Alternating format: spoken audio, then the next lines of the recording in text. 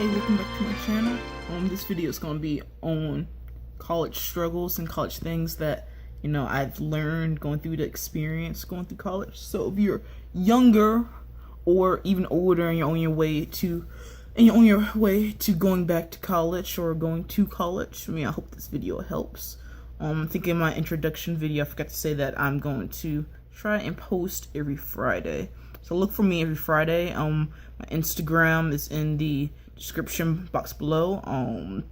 And hopefully this is somewhat helpful, because I wish that people would have told me this before I, start applying for colleges. Well, first, when I applied for colleges, I did apply to about 10 of them before I start getting some acceptance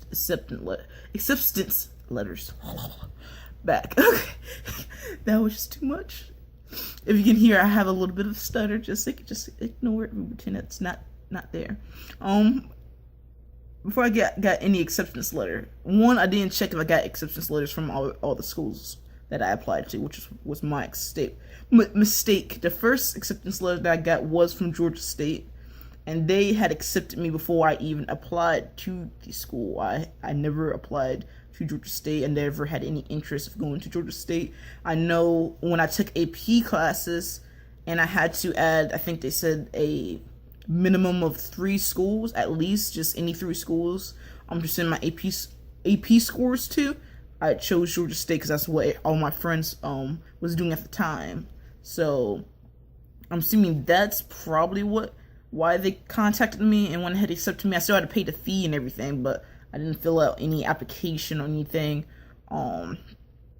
really formal about it besides paying for it, and everything. So it wasn't an issue. As soon as I got that acceptance letter, I think that was my first one that I got. I pretty much was just like, okay, well, I'm not going to worry about any of the other ones or whatnot. So once I went through the acceptance process, I went to INCEPT, which is an orientational program. I think I did the one, it was like 8 a.m. in the morning or something around those lines. And they just took us around campus, showed us, where all the buildings were, gave some housing advice, but that's something that you're going to learn regardless, no matter what college you go to. So I'm not going to really talk too much about that. What I am going to talk about is the problems I had with that, such as, I live a good 32 to 34 miles away from campus, yet I can't get housing, which made no sense to me.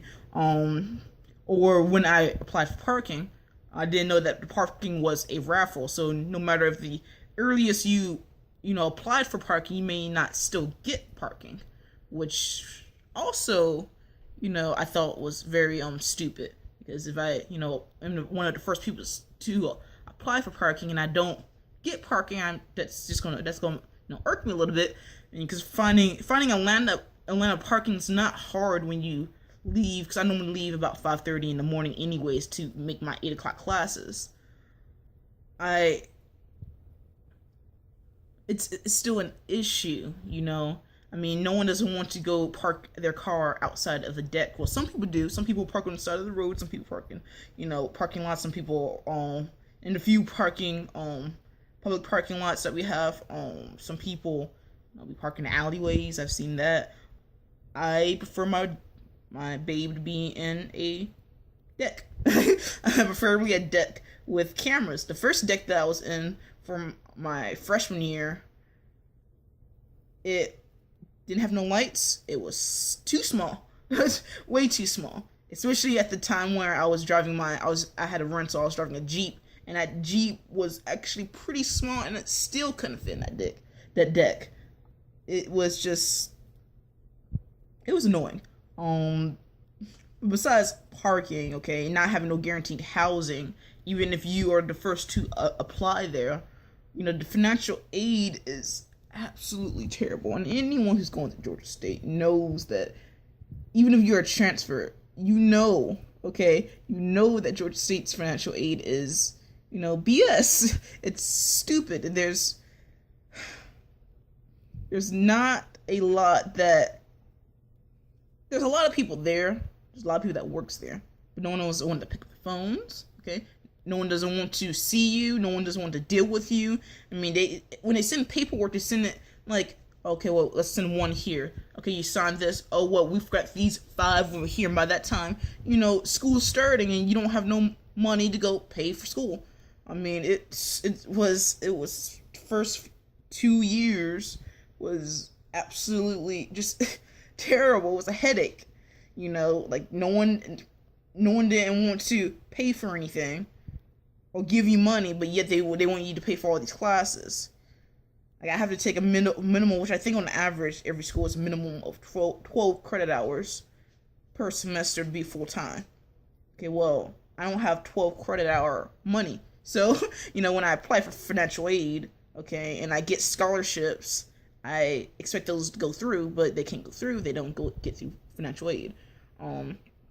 But on top of that, there's a lot of different struggles. I can probably go on and on and on, about the problems I've had at Georgia State. And if you want to see a part 2, just let me know.